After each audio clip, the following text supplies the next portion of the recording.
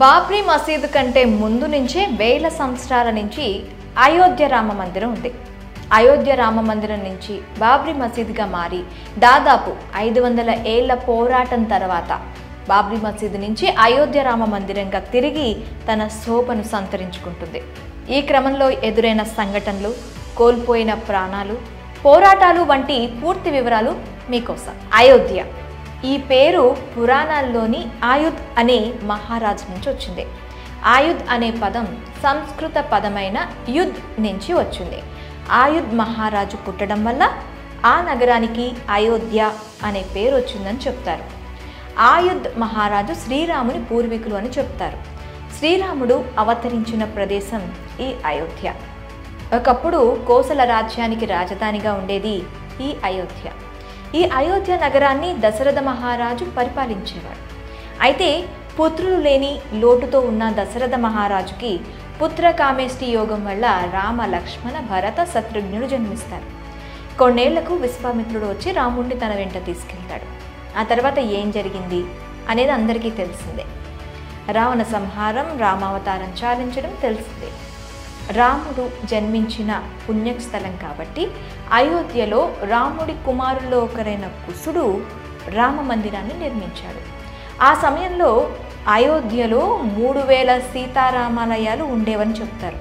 అయితే సామాన్య శక పూర్వం 5వ శతాబ్దంలో చాలా ఆలయాలు పాడైపోయాయని, వాటిని ఉజ్జయిని రాజు అయినటువంటి విక్రమాదిత్యుడు బాగు చేయించాడని చెప్తారు. అప్పటి నుంచి చాలా ఏళ్ల పాటు ఆ మందిరాలు పూజలతో కలకల్లాడేవి. సాలార్ మసూద్ ఘాజీ ఇతను మహమ్మద్ గజని మేనల్లుడు. అనేక సార్లు సోమనాథ్ ఆలయాన్ని లూటీ చేసిన మహమ్మద్ గజని మేనలుడే ఈ సాలార్ మసూద్ ఘాజీ. ఢిల్లీ, మీరట్, బులంద్ షహర్, బుదౌన్ అలాగే కన్నాజ్ రాజులను ఓడించి ఆలయాలను ధ్వంసం చేసుకుంటూ ఉత్తరప్రదేశ్లోని బారాబంకి చేరుకున్నాడు. బహైజ్ మీద దాడి చేసి అయోధ్య చేరుకోవాలనుకున్నాడు మహమ్మద్ ఘాజీ. 130,000 మంది సైన్యంతో సాలార్ మసూద్ ఘాజీ బహైజ్పై దాడికి యత్నించాడు. ఆ సమయంలో శ్రావస్తి రాజ్యానికి చెందిన మహారాజు సుహేల్ దేవ్ పక్క రాజ్యాల రాజులతో కలిసి సాలార్ మసూద్కి చెందిన 130,000 మంది సైన్యాన్ని నేలమట్టం చేశాడు. దీంతో భయపడి ఆఫ్ఘన్కి పారిపోయే ప్రయత్నం చేశాడు సాలార్ మసూద్ ఘాజీ. సాలార్ మసూద్ పారిపోతుంటే భోజ మహారాజు వెంటపడి మరి తల నరికాడు. ఆ తర్వాత సాలార్ మసూద్ ఘాజీ శవాన్ని బహేజ్లోనే సమాధి చేశారు. శత్రువు అయినప్పటికీ అతని ఆచారం ప్రకారం సమాధి చేశారు. ఆ తర్వాత చాలా ఏళ్ల పాటు భారతదేశం వైపు చూడాలంటేనే భయపడేవారు. 1526లో బాబర్, ఇబ్రహీం లోడి మధ్య యుద్ధం మొదలైంది. దీని పేరు పానిపట్టు యుద్ధం. 1526లో జరిగిన యుద్ధం మొఘలుల పరిపాలనకు నాంది పలకగా 1556లో జరిగిన రెండో యుద్ధం మొఘలుల పట్టు నిలుపుకునేందుకు కారణమైంది. మూడో యుద్ధం 1761లో జరిగింది. ఇది మొఘలుల పాలన అంతమయ్యేందుకు కారణమైంది. అయితే బాబర్, లోడి మధ్య యుద్ధం తరువాత అంటే 1528వ సంవత్సరం వచ్చేసరికి బాబర్ అయోధ్య మీద పూర్తిగా తన పట్టు సంపాదించుకున్నాడు.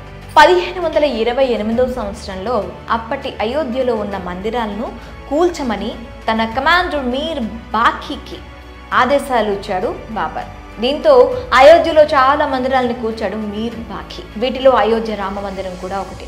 అయితే అయోధ్య రామ మందిరాన్ని కూల్చిన బాబర్ పేరు మీదుగా మసీదు కట్టించారు. అది బాబ్రీ మసీద్ అయింది. ఒక్క అయోధ్యనే కాకుండా చుట్టుపక్కల ఉన్న ప్రాంతాలను కూడా బాబర్ తన ఆధీనంలోకి తెచ్చుకున్నాడు. బాబర్ తర్వాత చాలా ఏళ్ల పాటు మొఘలుల పాలన సాగింది. మసీదుగా మారిన అయోధ్య రామ మందిరంలోకి ఆనాటి నుంచి ఒక్కరు కూడా అడుగు పెట్టలేదు. ఎప్పుడైతే రాజా జైసింగ్ వచ్చాడో అప్పుడే హిందువులకు ధైర్యం వచ్చింది. అది 1717వ సంవత్సరం. బాబ్రీ మసీద్ నిర్మించిన 190 సంవత్సరాల తర్వాత రాజ్పుత్ వంశానికి చెందిన రాజా జైసింగ్ రాజు మసీదు చుట్టూ ఉన్న స్థలాన్ని సొంతం చేసుకోవాలని ప్రయత్నించాడు. కానీ ఆ ప్రయత్నాలేవి ఫలించలేదు. ఆ స్థలం హిందువులకు ఎంత ముఖ్యమో తెలిసిన రాజా జైసింగ్ మొఘలులతో సత్సంబంధాలు ఏర్పరచుకున్నాడు. కానీ తాను అనుకున్నది జరగలేదు. దీంతో బాబ్రీ మసీదు బయట ఉన్న స్థలాన్ని కొని రాముడి పేరు మీద రిజిస్ట్రేషన్ చేయించాడు. ఆ తర్వాత మసీదు ఎదురుగా ఉన్న స్థలంలో ఒక రామ్ చబ్రత్ అనే పేరు మీదుగా వేదిక కట్టి దాని మీద సీతారాముల విగ్రహాలు పెట్టుకొని హిందువులు పూజలు చేసుకునేవారు. ముస్లింలు మసీదు లోపల ప్రార్థనలు చేసుకునేవారు. 1855లో అయోధ్యలో హనుమాన్ గర్హి ఆలయం వద్ద సున్నీ ముస్లింలు మరియు బైరాయిల మధ్య ఘర్షణలు జరిగాయి. మసీదుని కూల్చి హనుమాన్ గర్హి ఆలయాన్ని నిర్మించారని వాదించారు. అయితే నవాబ్ బజీద్ అలీ షా జోక్యం చేసుకుని గొడవను సద్దుమణిగేలా చేశాడు. 1859లో స్థానికులు బాబ్రీ మసీదు ఉన్న స్థలం రామ జన్మస్థలం అని నమ్మారు. అయితే బ్రిటిష్ వారు ఆ స్థలంలో ఒక కంచె ఏర్పాటు చేశారు. దీంతో ముస్లింలు మసీదు లోపల, హిందువులు మసీదు బయట ప్రార్థనలు చేసుకోవడం మొదలుపెట్టారు. 1885లో మొదటిసారిగా అయోధ్య నివాసి మహంత్ రఘువీర్ దాస్ మసీదు బయట స్థలంలో వేదిక లేదా రామ్ చబూత్రా నిర్మించుకోవడానికి అనుమతి ఇవ్వాలని ఫైజాబాద్ జిల్లా కోర్టులో పిటిషన్ వేశారు. అయితే ఆ పిటిషన్ను కోర్టు కొట్టివేసింది. 1934లో షాజహాన్పురాలో గోహత్య వార్త వైరల్ అవ్వడంతో మతపరమైన అల్లర్లు చోటు చేసుకున్నాయి. ఈ అల్లర్లలో బాబ్రీ మసీదుపై దాడి జరిగింది. ఆ తర్వాత ప్రభుత్వం మసీదుని మరమ్మత్తు చేయడం జరిగింది. బాబ్రీ మసీదు ఉన్న 2.77 ఎకరాల స్థలం తమదే అంటూ షియా మరియు సున్నీ వక్ఫ్ బోర్డులు స్థానిక కోర్టులో క్లెయిమ్ చేశాయి. బాబర్ సున్నీ అయినందున ఆ భూమి సున్నీల ఆస్తి సున్నీ వక్ఫ్ బోర్డు తెలపడంతో స్థానిక కోర్టు వారికి అనుకూలంగా తీర్పిచ్చింది. 1949లో మసీదు లోపల రాముడి విగ్రహం ప్రత్యక్షమైంది. అయితే ఇది హిందూ మహాసభ కార్యకర్తలు చేసిన పని అని ముస్లింలు కోర్టులో సూట్ ఫైల్ చేశారు. అయితే రాముడి స్వయంభుగా వెలిసాడని కాబట్టి ఆ స్థలం తమకే చెందుతుందని అప్పటి హిందువులు కౌంటర్ సూట్ ఫైల్ చేశారు. అప్పటి ప్రధాని దివంగత జవహర్లాల్ నెహ్రూ అయోధ్యను సందర్శించి పరిస్థితిని సమీక్షించాలని అనుకున్నారు. అప్పుడు న్యూఢిల్లీలో ఉన్న నెహ్రూకి అయోధ్యలో జరుగుతున్న అల్లర్లకు సంబంధించి నివేదికలు అందాయి. అయోధ్యలో చోటు చేసుకుంటున్న పరిణామాలపై ఆందోళన వ్యక్తం చేస్తూ జవహర్లాల్ నెహ్రూ లక్నోలోని యునైటెడ్ ప్రావిన్స్ ముఖ్యమంత్రి గోవింద్ బల్లభ్ పంత్కు ఒక టెలిగ్రామ్ పంపించారు. ఆ టెలిగ్రామ్లో ఇలా ఉంది: అయోధ్యలో జరుగుతున్న పరిణామాల పట్ల నేను తీవ్రంగా కలత చెందాను. ఈ విషయంలో మీరు పర్సనల్ ఇంట్రెస్ట్ చూపిస్తారని ఆశిస్తున్నా అంటూ పంత్కి రాసిన టెలిగ్రామ్లో పేర్కొన్నారు. అయితే తనను తాను నాస్తికుడిగా ప్రకటించుకున్న నెహ్రూ మసీదు లోపల ఉన్న సీతారాముల విగ్రహాలను అక్కడి నుంచి షిఫ్ట్ చేయాలని అప్పటి రాష్ట్ర ప్రభుత్వానికి సూచిస్తున్నట్లు నివేదికలు చెబుతున్నాయి. అయితే ఇది హిందూ ముస్లింల మధ్య పెద్ద ఎత్తున అల్లర్లకు దారితీస్తుందనే ఉద్దేశంతో అప్పటి జిల్లా మెజిస్ట్రేట్ కేకే నాయర్ మసీదు లోపల ఉన్న సీతారాముల విగ్రహాలను తొలగించేందుకు నిరాకరించారు. దీంతో ప్రభుత్వం వివాదాస్పదంగా ప్రకటించి మసీదు గేటుకి తాళం వేసింది. ఆ తర్వాత కేకే నాయర్ భారతీయ జన్ సంఘ్ పార్టీలో చేరి ఎంపీగా ఎన్నికయ్యారు. భారతీయ జనసంఘ్ పార్టీ 1977లో కాంగ్రెస్ పార్టీకి వ్యతిరేకంగా లెఫ్ట్, రైట్, సెంటర్ పార్టీలతో విలీనమైంది. దీంతో జనసంఘ్ పార్టీ జనతా పార్టీగా మారింది. ఆ తర్వాత బీజేపీగా మారింది. ఆ తర్వాత నెహ్రూ 1950 జనవరి 7న గవర్నర్ జనరల్గా ఉన్న సి రాజగోపాలాచారికి ఒక లేఖ రాశారు. అందులో ఇలా ఉంది: నేను గత రాత్రి అయోధ్య గురించి పంత్ జీకి ఒక లేఖ రాసి లక్నో వెళ్తున్న వ్యక్తికి ఇచ్చాను. ఆ తర్వాత పంత్ తనకు ఫోన్ చేశాడు. పంత్ చాలా ఆందోళన చెందుతున్నట్టు, అయోధ్య విషయాన్ని వ్యక్తిగతంగా తీసుకున్నట్టు చెప్పాడు అని ఆ లేఖలో ఉంది. 1950 ఫిబ్రవరి 5న పంత్కి మరో లేఖ రాశారు. అందులో ఇలా ఉంది: ప్రియమైన పంత్జీ, అయోధ్య పరిస్థితిని తెలియజేస్తే సంతోషిస్తాను. దేశం మొత్తం మీద జరుగుతున్న వ్యవహారాలు, ముఖ్యంగా కాశ్మీర్కి అత్యధిక ప్రాముఖ్యత ఇస్తానని మీకు తెలుసు. అవసరమైతే నేను అయోధ్య వెళ్తానని మీరు ఆఖరిసారిగా నన్ను కలిసినప్పుడు చెప్పాను. నేను అయోధ్య రావాలని మీరు అనుకుంటే చెప్పండి. నేను బిజీగా ఉన్నప్పటికీ అయోధ్య వచ్చేందుకు ఒక తేదీని ఫిక్స్ చేసుకుంటా అని ఉంది. అయితే అయోధ్యలో పరిస్థితి మారలేదని పంత్ చెప్పడంతో నెహ్రూ అయోధ్య విజిట్ కార్యరూపం దాల్చలేదు. 1950 మార్చి 5న నెహ్రూ రాసిన లేఖలో అప్పటి జిల్లా మెజిస్ట్రేట్ కేకే నాయర్ని నిందించినట్టుంది. అయితే తాను మసీదు లోపల ఉన్న విగ్రహాలను తొలగించాలని తీర్పు ఇవ్వకపోవడాన్ని సమర్థించుకున్నారు. విగ్రహాలను తొలగించేందుకు అంగీకరిస్తే ఎంతో మంది ప్రాణాలు కోల్పోతారని అన్నారు. 1950లో షాహిం అన్సారీ అనే వ్యక్తి మసీదు గేట్లు ఓపెన్ చేయాలని, నమాజ్ చేసుకునేందుకు అనుమతి ఇవ్వాలని ఫైజాబాద్ కోర్టులో తొలి పిటిషన్ వేశారు. గోపాల్ సింగ్ విశారద్, మహంత్ పరమహంస రామచంద్ర దాస్ ఇద్దరు కూడా ఫైజాబాద్ కోర్టులో కౌంటర్ పిటిషన్ వేశారు. ఇది వివాదాస్పద స్థలం మీద వేయబడ్డ రెండో పిటిషన్. మసీదు లోపల రామ జన్మభూమి స్థలం ఉన్న విగ్రహాలకు పూజలు చేసుకునేందుకు అనుమతి ఇవ్వాలని ఆ పిటిషన్ లో పేర్కొన్నారు. అయితే మసీదు లోపల ప్రాంగణం తాళం వేసి ఉన్నప్పుడు బయట నుంచి పూజలు చేసుకునేందుకు కోర్టు మధ్యంతర ఉత్తర్వులు జారీ చేసింది. అది కూడా ఏడాదికి ఒకసారి కేవలం పూజారికి మాత్రమే అనుమతి ఇచ్చింది. ఇతరులకు ప్రవేశం నిషేధించింది కోర్టు. హిందూ ముస్లిం మధ్యలో మూడో వర్గం మహంత్ భాస్కర్ దాస్ నేతృత్వంలో నిర్మోహి అఖారా సంస్థ ఫైజాబాద్ కోర్టులో పిటిషన్ వేసింది. ఇది వివాదాస్పద స్థలం మీద వేసిన మూడో పిటిషన్. ఆ మసీదు ఉన్న స్థలం మీద పూర్తి హక్కు తమదే అంటూ కోర్టులో పిటిషన్ వేసింది. ఎన్నో ఏళ్లుగా తమ పూర్వీకులు అక్కడ పూజలు చేసుకుంటున్నారని సదరు సంస్థ చెప్పుకొచ్చింది. నిర్మోహి అఖారా అనేది వైష్ణవ్ బైరాగి సాంప్రదాయంలో ఒక భాగం. అఖిల భారతీయ అఖారా పరిషత్ చేత గుర్తింపు పొందిన సంస్థ ఈ నిర్మోహి అఖారా. రామ్నంది వర్గీస్ తో చేయబడిన పంచాయతీ మఠం ఈ నిర్మోహి అఖారా. 1400 AD నుంచే అయోధ్యలో ప్రజా మతంగా ఉందని నిర్మోహి అఖారా చెప్తుంది. ఆ స్థలంలో పూజలు చేసుకునే హక్కు తమకే ఉందని నిర్మోహి అఖారా కోర్టులో పిటిషన్ వేసింది. ఉత్తరప్రదేశ్ సున్నీ సెంట్రల్ వక్ఫ్ బోర్డు ఫైజాబాద్ కోర్టులో పిటిషన్ వేసింది. ఇది నాలుగో పిటిషన్. ముస్లింలు మళ్లీ మసీదులో ప్రార్థనలు చేసుకునే హక్కులు పునరుద్ధరించాలని కోర్టును కోరారు. హిందువులను ఏకం చేయడం కోసం, హిందూ ధర్మ రక్షణ కోసం 1964లో విశ్వ హిందూ పరిషత్ సంస్థ ఏర్పడింది. దీన్ని ఎంఎస్ గోల్వాకర్, ఎస్ఎస్ ఆప్తేలు స్థాపించారు. భారతీయ జనసంఘ్ పార్టీ 1977లో కాంగ్రెస్ పార్టీకి వ్యతిరేకంగా లెఫ్ట్, రైట్, సెంటర్ పార్టీలతో విలీనమైంది. దీంతో జనసంఘ్ పార్టీ జనతా పార్టీగా మారింది. ఆ తర్వాత జనతా పార్టీ రద్దుతో బీజేపీ పార్టీ స్థాపించబడింది. ఉత్తరప్రదేశ్ కి చెందిన సున్నీ సెంట్రల్ వక్ఫ్ బోర్డు మసీదు స్థలాన్ని స్వాధీనం చేసుకునేందుకు కోర్టులో పిటిషన్ వేసింది. అలహాబాద్ హైకోర్టు మాజీ జడ్జి, సీనియర్ లాయర్ అయిన డయోకి నందన్ అగర్వాల్ 1983లో రిటైర్ అయ్యారు.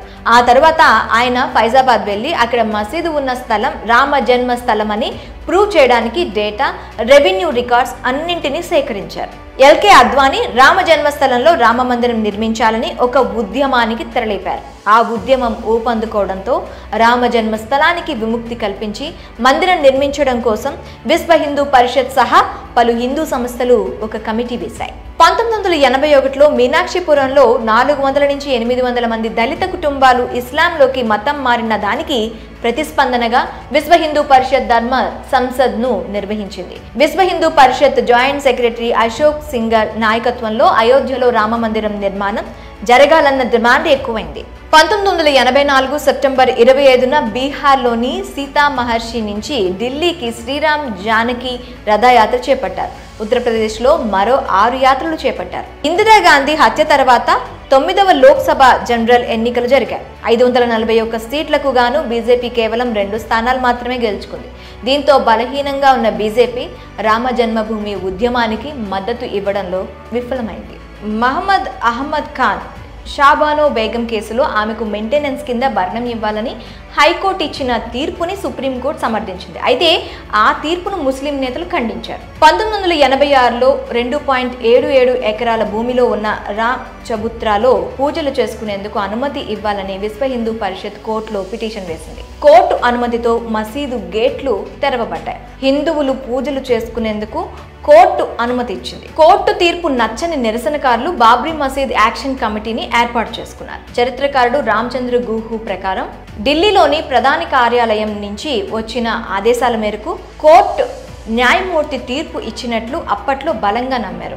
తీర్పు వెలువడిన గంటలోనే మసీదు తాళాలు తెరవడంతో స్థానిక ప్రభుత్వానికి ఈ తీర్పు అనుకూలంగా వస్తుందని ముందే తెలిసినట్లయింది. ఆ సమయంలో రాజీవ్ గాంధీ ప్రధానమంత్రిగా ఉన్నారు. అప్పటి ప్రభుత్వంపై అవినీతి ఆరోపణలు వస్తున్న క్రమంలో చేసిన విభజించు పాలించు చర్యలో భాగంగా చేసిన చర్యగా అప్పట్లో వాదనలు వినిపించాయి. కొన్ని నెలల తర్వాత ఆయన హిందువులను, ఆ తర్వాత ముస్లింలను బుజ్జగించే ప్రయత్నం చేశారు. 1986 మే నెలలో షాబానో కేసులో సుప్రీంకోర్టు ఇచ్చిన తీర్పుతో విడాకుల మీద ముస్లిం మహిళలకు రక్షణ ఇవ్వాలన్న ఉద్దేశంతో పార్లమెంట్ 1986 చట్టాన్ని పాస్ చేసింది. ఇక ఇదే ఏడాది రాజీవ్ గాంధీ ప్రభుత్వం మసీదు తలుపులు తెరవాలని నిర్ణయం తీసుకోవడం, షాబానో కేసులో సుప్రీంకోర్టు ఇచ్చిన తీర్పుపై వెనక్కి తగ్గడం వంటి అంశాలు అయోధ్య ఉద్యమంలో పాల్గొనేందుకు బీజేపీ పార్టీకి బలంగా సహకరించాయి. అప్పటి వరకు బలహీనంగా ఉన్న బీజేపీకి షాబానో కేసు విషయంలో సుప్రీంకోర్టు తీర్పు ఒక్కసారిగా బలాన్నిచ్చింది. ఆ సమయంలో ఎల్కే అద్వానీ బీజేపీ ప్రెసిడెంట్ గా ఉన్నారు. అది 1989 సంవత్సరం. Vishwa Hindu Parishad vice president, Allahabad high court retired judge Deoki Nandan Agarwal ఒక పిటిషన్ వేశారు. 1983లో జడ్జిగా రిటైర్ అయిన తర్వాత ఆ స్థలం అయోధ్య రాముడిదే అని నిరూపించేలా ఉన్న ఆధారాలను కోర్టుకు సబ్మిట్ చేశారు. 1989 జూలై 1న అలహాబాద్ హైకోర్టులో రిట్ పిటిషన్ వేశారు. తనను రామ్ లల్లా మిత్రుడిగా నియమించాలని లక్నో బెంచ్ను కోరారు. అప్పటి నుంచి నందన్ అగర్వాల్ అయోధ్య రాముడికి కమిటెడ్ న్యాయవాదిగా, భక్తుడిగా ఉన్నారు. ఈయన వేసిన పిటిషన్తో పాటు అయోధ్య రామ జన్మస్థలం తరపున వేసిన పిటిషన్ అన్నింటినీ జూలై 1996లో కోర్టు కలిపివేసింది. 1989 ఆగస్టు 14న బాబ్రీ మసీదుకు సంబంధించి యథాతథ స్థితిని కొనసాగించాలని అలహాబాద్ హైకోర్టు ఆదేశించింది. అప్పటి జనరల్ ఎలక్షన్లో 89 సీట్లు గెలుచుకోవడంతో దేశంలో మూడో పెద్ద పార్టీగా అవతరించింది బీజేపీ. సిపిఐ మద్దతుతో కాంగ్రెస్ ప్రభుత్వం అధికారంలోకి వచ్చింది. విశ్వనాథ్ ప్రతాప్ సింగ్ కి మద్దతు ఇవ్వడంతో ఆయన ప్రధానమంత్రి అయ్యారు. దీంతో కాంగ్రెస్ ప్రభుత్వం బీజేపీ డిమాండ్ ని నెరవేర్చింది. రామ జన్మభూమి స్థలంలో పునాది రాయి వేయడానికి విశ్వ హిందూ పరిషత్ కి అనుమతిచ్చింది. నవంబర్ 9న రామ మందిరం కోసం వివాదాస్పద స్థలంలో విశ్వ హిందూ పరిషత్ ఆ ల్యాండ్ లో పునాదులు వేస్తూ ఒక ఉద్యమానికి తెరలేపింది.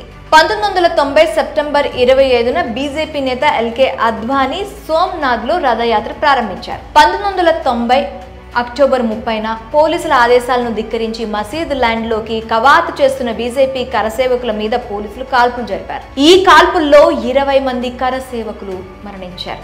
ఆ సమయంలో ములాయం సింగ్ ముఖ్యమంత్రిగా ఉన్నారు. ఆ తర్వాత ఉత్తరప్రదేశ్లో వరుస మత ఘర్షణలు చెలరేగాయి. రథయాత్ర తర్వాత విశ్వనాథ్ ప్రతాప్ సింగ్ నేతృత్వంలోని నేషనల్ ఫ్రంట్ సెంట్రల్ గవర్నమెంట్ కి బీజేపీ తన మద్దతును ఉపసంహరించుకుంది. ఇది ప్రభుత్వ పతనానికి దారితీసింది. లోక్సభ జనరల్ ఎలక్షన్ లో 121 సీట్లు గెలుచుకుని దేశంలోనే రెండవ అతిపెద్ద పార్టీగా బీజేపీ అవతరించింది. పివి నరసింహారావు నేతృత్వంలోని కేంద్రంలో కాంగ్రెస్ పార్టీ ప్రభుత్వాన్ని ఏర్పాటు చేయగా బీజేపీ మధ్యప్రదేశ్, హిమాచల్ ప్రదేశ్, రాజస్థాన్, ఉత్తరప్రదేశ్ రాష్ట్రాల్లో ప్రభుత్వాలను ఫామ్ చేసింది. ఆ సమయంలో ఉత్తరప్రదేశ్ సీఎంగా కళ్యాణ్ సింగ్ ఎన్నికయ్యారు. అప్పుడు బాబ్రీ మసీద్కు ఎలాంటి హాని జరగదని కళ్యాణ్ సింగ్ వాగ్దానం చేస్తూ సుప్రీంకోర్టులో అఫిడవిట్ దాఖలు చేశారు. బాబ్రీ మసీద్ మీద దాడి 1992 డిసెంబర్ 6న బాబ్రీ మసీద్ వద్ద ర్యాలీని చేపట్టాలని బీజేపీ నాయకులు ఫిక్స్ అయ్యారు. దీంతో అల్లర్లు జరిగే అవకాశం ఉందని పోలీసులు మసీదు చుట్టూ బారికేడ్లు ఏర్పాటు చేశారు. ల్యాండ్ లోపలికి ఎవరిని ఎంటర్ అవ్వకుండా పోలీసులు బారికేడ్లు చుట్టూ నిలబడ్డారు. ఆర్ఎస్ఎస్ మరియు దాని అనుబంధ సంస్థలు 150,000 మంది విశ్వ హిందూ పరిషత్ మరియు బీజేపీ కరసేవకులతో బాబ్రీ మసీద్ ల్యాండ్ వద్ద ఒక మహా ర్యాలీని చేపట్టాయి. దీంతో పోలీసులకు అంతమందిని అడ్డుకోవడం కష్టమైంది. ఎల్కే అద్వానీ, మురళీ మనోహర్ జోషి, ఉమా భారతి వంటి బీజేపీ నాయకులు ఉద్వేగభరితమైన ప్రసంగాలు ఇచ్చారు. ఆ ప్రసంగాలకు ప్రభావితమైన బజరంగ్ దళ్, శివసేన కార్యకర్తలు బాబ్రీ మసీద్ మీద దాడి చేశారు. బారికేడ్లను దాటుకుంటూ మసీదు పైకెక్కి మరీ ధ్వంసం చేశారు. పోలీసులు కూడా ఏమీ చేయలేకపోయారు. ఇక బాబ్రీ మసీద్ మీద దాడి జరిగిన రోజు సాయంత్రమే కరసేవకులు అయోధ్యలోని స్థానిక ముస్లింల ఇళ్లను కూల్చడం మొదలుపెట్టారు. ఈ ఘటనలో 18 మంది ముస్లింలు మరణించారు. 23 మసీదులతో సహా దాదాపు చాలా మంది ముస్లింల ఇళ్ళు, దుకాణాలు తగలపట్టాయి. ముంబై సహా దేశంలోని పలు ప్రాంతాల్లో హింసాత్మక ఘటనలు చోటు చేసుకున్నాయి. ఈ ఘటనల వల్ల సుమారు 2,000 మంది మరణించారు. అయితే తన వాగ్దానం బ్రేక్ అయిందని భావించిన కళ్యాణ్ సింగ్ బాబ్రీ మసీదు కూల్చిన రోజునే తన ముఖ్యమంత్రి పదవికి రాజీనామా చేశారు. బీజేపీ నాయకులైన అద్వానీ, ఉమాభారతి, ఎంఎం జోషిల మీద ఛార్జ్ షీట్ ఫైల్ అయింది. అయోధ్యలో రామ మందిరం కట్టాలన్న హిందువుల ఆశయానికి ఆయన ఒక ఐకాన్ గా పరిగణించబడ్డారు. అయితే తన వాగ్దానం బ్రేక్ అయిందని పదవికి రాజీనామా చేశారు. పాకిస్తాన్లోని ముస్లింలు 30కి పైగా హిందూ ఆలయాల మీద దాడి చేశారు. భారతదేశంలో బాబ్రీ మసీద్ కూల్చివేతను నిరసిస్తూ పాకిస్తాన్ ప్రభుత్వం ఒక రోజంతా కార్యాలయాలు, పాఠశాలలు మూసివేసింది. 1992లో ప్రధానిగా ఉన్న పివి నరసింహారావు బీజేపీ మద్దతుదారులే బాబ్రీ మసీదును కూల్చారని 4 రాష్ట్రాల్లో ఉన్న బీజేపీ ప్రభుత్వాలను బర్తరఫ్ చేశారు. ఇక ఇదే సంవత్సరంలో బాబ్రీ మసీద్ కూల్చివేతపై విచారణ చేపట్టేందుకు పివి నరసింహారావు ప్రభుత్వం లిబర్హాన్ కమిషన్ ని నియమించింది. దీనికి జస్టిస్ మన్మోహన్ సింగ్ లిబర్హాన్ అధ్యక్షతన వహించారు. అయోధ్యలో మసీదును కూల్చివేయడానికి దారితీసిన సంఘటనలు, పరిస్థితులు వంటి విషయాలను నిర్ధారించడం మాత్రమే లిబర్హాన్ కమిషన్ కి అందిన ఆదేశాలు. బాబ్రీ మసీద్ కూల్చివేతను నిరసిస్తూ ఉగ్రవాదులు బొంబాయి అంతటా బాంబు పేలులకు శ్రీకారం చుట్టారు. బాబ్రీ మసీద్ చుట్టూ ఉన్న 67.703 ఎకరాల భూమిని కేంద్రం స్వాధీనం చేసుకునే దాని కింద ఉన్న అయోధ్యలో నిర్దిష్ట ప్రాంతాన్ని స్వాధీనం చేసుకునే చట్టాన్ని ఆమోదించింది. అయితే ఆ చట్టంలోని కొన్ని అంశాలను సవాల్ చేస్తూ ఇస్మాయిల్ ఫరూఖీ ఒక వ్రాతపూర్వక పిటిషన్ వేశారు. ఇక ఇదే ఏడాది లిబర్హాన్ కమిషన్ తమ పరిశోధనను ప్రారంభించింది. ఈ కేసుని సిబిఐ తీసుకొని బీజేపీ నాయకుడు ఎల్కే అద్వానీపై ఛార్జ్ షీట్ ఫైల్ చేసింది. మసీదు కూల్చివేత ఘటనలో 19 మందిని నిందితులుగా చేర్చింది. వీరంతా మసీదు కూల్చివేయడానికి కుట్ర పన్నినట్లు సిబిఐ తేల్చింది. మసీద్ అనేది ఇస్లాంలో అంతర్భాగం అయినది కాదు, కాబట్టి నమాజ్ అనేది ఎక్కడైనా చేసుకోవచ్చు అని తెలిపింది. అలానే మసీదు కూల్చివేతలో ఉత్తరప్రదేశ్ సీఎం కళ్యాణ్ సింగ్ ని బాధ్యుడిని చేస్తూ 1 రోజు జైలు శిక్షతో పాటు 20,000 రూపాయల జరిమానా విధించింది. 1998 సంవత్సరంలో ప్రధాని అటల్ బిహారీ వాజ్పేయి నేతృత్వంలోని బీజేపీ సంకీర్ణ ప్రభుత్వాన్ని ఏర్పాటు చేసింది. మసీదు కూల్చివేత వార్షికోత్సవం సందర్భంగా ఉద్రిక్తత నెలకొంది. విశ్వ హిందూ పరిషత్ మరోసారి వివాదాస్పద స్థలంలో హిందూ ఆలయం నిర్మిస్తామని ప్రతిజ్ఞ చేసింది. అద్వానీ, ఎంఎం జోషి, ఉమాభారతి, బాల్ ఠాక్రే వంటి వారిపై వేసిన ఛార్జ్ షీట్స్ ని కుట్ర ఆరోపణలు విచారణను స్పెషల్ సిబిఐ కోర్టు ఉపసంహరించుకుంది. 2002లో అప్పటి ప్రధాని అటల్ బిహారీ వాజ్పేయి మసీదు, మందిర్ వివాదానికి పరిష్కారం కోసం హిందూ, ముస్లిం నాయకులతో మాట్లాడాలని అనుకున్నారు. అందుకోసం ప్రధాని కార్యాలయంలో ఒక సెల్ ని ఏర్పాటు చేసి శత్రుఘ్న సింగ్ ను నియమించారు. ఉత్తరప్రదేశ్ అసెంబ్లీ ఎన్నికలప్పుడు బీజేపీ తమ మేనిఫెస్టోలో అయోధ్యలో రామమందిరం నిర్మిస్తామని హామీని చేర్చింది. విశ్వ హిందూ పరిషత్ కూడా రామమందిర నిర్మాణాన్ని ప్రారంభించడానికి మార్చి 15న గడువు తేదీగా నిర్ధారించింది. మార్చి నెలలో వందలాది మంది వాలంటీర్లు అయోధ్యలో కలిశారు. అయోధ్య నుంచి తిరిగి వస్తుండగా గోధ్రాలో హిందూ కార్యకర్తలతో వస్తున్న రైలు మీద దాడి జరిగింది. ఆ దాడిలో 58 మంది మరణించారు. మార్చిలో జరిగిన గోధ్రా రైలు ఘటన తర్వాత గుజరాత్ లో జరిగిన అల్లర్లలో 1000 నుంచి 2000 మంది ఎక్కువగా ముస్లింలు మరణించారు. ఆ సమయంలో నరేంద్ర మోదీ గుజరాత్ ముఖ్యమంత్రిగా ఉన్నారు. మసీదు కింద 10వ శతాబ్దానికి చెందిన ఆలయం ఉన్నట్టు ఆధారం ఉందని ఆర్కియాలజికల్ సర్వే ఆఫ్ ఇండియా ఒక నివేదికను సమర్పించింది. అయితే ఈ నివేదికను ఆర్కియాలజిస్టులు, చరిత్రకారులు ఖండించారు. బాబ్రీ మసీదు కూల్చివేతకు ప్రేరేపించిన 7 హిందుత్వ నాయకులపై విచారణ జరగాలని సిబిఐ స్పెషల్ కోర్టు తీర్పిచ్చింది. కానీ మసీదు కూల్చివేత సమయంలో అక్కడే ఉన్న అద్వానీ మీద ఎలాంటి ఆరోపణలు లేవు. మసీదుపై దాడిలో అద్వానీ పాత్రను నిర్దోషిగా పేర్కొంటూ గతంలో ఇచ్చిన ఉత్తర్వులను సమీక్షించాలని కోర్టు మరోసారి తీర్పునిచ్చింది. అయోధ్య రామ జన్మభూమి కాంప్లెక్స్ పై ఉగ్రవాదులు దాడి చేశారు. ఈ దాడిలో 6 లష్కరే తోయిబా ఉగ్రవాదులు అనుమానితులుగా ఉన్నారు. అయితే భద్రతా లోపానికి కేంద్రమే బాధ్యత వహించాలని Vishwa Hindu Parishad international general secretary Praveen Togadia UPA ప్రభుత్వానికి నివేదించారు. తవ్విన ఆధారాలను నాశనం చేయడానికి ఈ దాడి చేశారని విశ్వ హిందూ పరిషత్ ప్రెసిడెంట్ అశోక్ సింఘల్ అన్నారు. అప్పటి ప్రధాని పివి నరసింహారావు నియమించిన లిబర్హాన్ కమిషన్ బాబ్రీ మసీద్ కూల్చివేతకు సంబంధించిన నివేదికను ప్రధాని మన్మోహన్ సింగ్ కి సమర్పించింది. 100 మందికి పైగా సాక్షులను విచారించిన అనంతరం 17 ఏళ్ల తర్వాత కమిషన్ నివేదికను సమర్పించింది. దేశంలో ఇన్నేళ్ల పాటు విచారణ సాగిన కమిషన్ ఇదే. ఈ నివేదికలో అటల్ బిహారీ వాజ్పేయి, ఎల్కే అద్వానీ, మురళీ మనోహర్ జోషి, కళ్యాణ్ సింగ్, ప్రమోద్ మహాజన్, ఉమాభారతి, విజయరాజీ సింధియా వంటి బీజేపీ నేతలు దోషులుగా ఉన్నారు. అలానే గిరిరాజ్ కిషోర్, అశోక్ సింఘాల్ వంటి బీహెచ్పీ లీడర్స్, శివసేన అధినేత బాల్ ఠాక్రే, మాజీ ఆర్ఎస్ఎస్ లీడర్ కెఎన్ గోవిందాచార్య వంటి వారు దోషులుగా ఉన్నారు. ర్యాలీలో రెచ్చగొట్టే విధంగా ప్రసంగాలు ఉన్నాయని, అయితే మసీదు కూల్చివేత అనేది ప్రణాళికాబద్ధంగా జరగలేదని నివేదికలో పేర్కొంది. అయోధ్యలో ఉన్న బాబ్రీ మసీదు ఉన్న వివాదాస్పద స్థలాన్ని 3 భాగాలుగా విభజించాలని అలహాబాద్ హైకోర్టు తీర్పునిచ్చింది. ఈ స్థలంలో 2 వంతుల భూమిని హిందువులను రిప్రజెంట్ చేసి విశ్వ హిందూ పరిషత్, నిర్మోహి అఖారా సంస్థ వారు పంచుకోవాలని, మిగతా 3వ వంతు భూమిని సున్నీ ముస్లిం వక్ఫ్ బోర్డు తీసుకోవాలని కోర్టులో తీర్పు వచ్చింది. నిర్మోహి అఖారా వక్ఫ్ బోర్డులకు ప్రాతినిధ్యం వహిస్తున్న వారిని ఈ స్థలానికి జాయింట్ టైటిల్ హోల్డర్స్ గా ప్రకటించింది. దీంతో హిందువులు, ముస్లింలు సుప్రీంకోర్టులో అప్పీల్ చేశారు. 2010లో అలహాబాద్ హైకోర్టు ఇచ్చిన తీర్పును హిందూ, ముస్లింలు అప్పీల్ చేయడంతో ఆ తీర్పును సుప్రీంకోర్టు సస్పెండ్ చేసింది. కేంద్రంలో బీజేపీ నాయకుడు నరేంద్ర మోదీ నేతృత్వంలోని ఎన్డీఏ కూటమి అధికారంలోకి వచ్చింది. 2016 ఫిబ్రవరి 26న బాబ్రీ మసీదు ఉన్న స్థలంలో రామ మందిరాన్ని నిర్మించాలని బీజేపీ ఎంపీ సుబ్రహ్మణ్య స్వామి సుప్రీంకోర్టులో పిటిషన్ వేశారు. బాబ్రీ మసీద్ కేసులో మసీద్ తరపున తొలి పిటిషన్ వేసిన హషీన్ అన్సారీ 95 ఏళ్ల వయసులో మరణించారు. అన్ని పార్టీలు ఈ అయోధ్య స్థల వివాదానికి సంబంధించి సున్నితమైన సెంటిమెంటల్ మ్యాటర్లో పరిష్కారం తీసుకొచ్చేందుకు తాజాగా ప్రయత్నాలు మొదలుపెట్టాలని సుప్రీంకోర్టు ప్రధాన న్యాయమూర్తి జేఎస్ కేహార్ సూచించారు. ఇక ఇదే ఏడాదిలో యూపీ అసెంబ్లీ ఎన్నికల్లో బీజేపీ గెలిచింది. హిందూ యువ వాహిని సంస్థ వ్యవస్థాపకుడు యోగి ఆదిత్యనాథ్ ముఖ్యమంత్రిగా ప్రమాణ స్వీకారం చేశారు. అద్వానీ, మురళీ మనోహర్ జోషి, కేంద్ర మంత్రి ఉమాభారతి సహా ఇతర బీజేపీ సభ్యులు, కరసేవకులు బాబ్రీ మసీద్ కూల్చివేత కేసులో నేరపూరిత అభియోగాలను ఉపసంహరించుకోలేమని, ఆ అభియోగాలను పునరుద్ధరించాలని సుప్రీంకోర్టు తీర్పిచ్చింది. అలానే ఈ విచారణను 2 ఏళ్లలో పూర్తి చేయాలని లక్నో ట్రయల్ కోర్టుని సుప్రీంకోర్టు కోరింది. అయితే ఈ కేసులో నిందితుడిగా ఉన్న కళ్యాణ్ సింగ్ ని మినహాయించింది.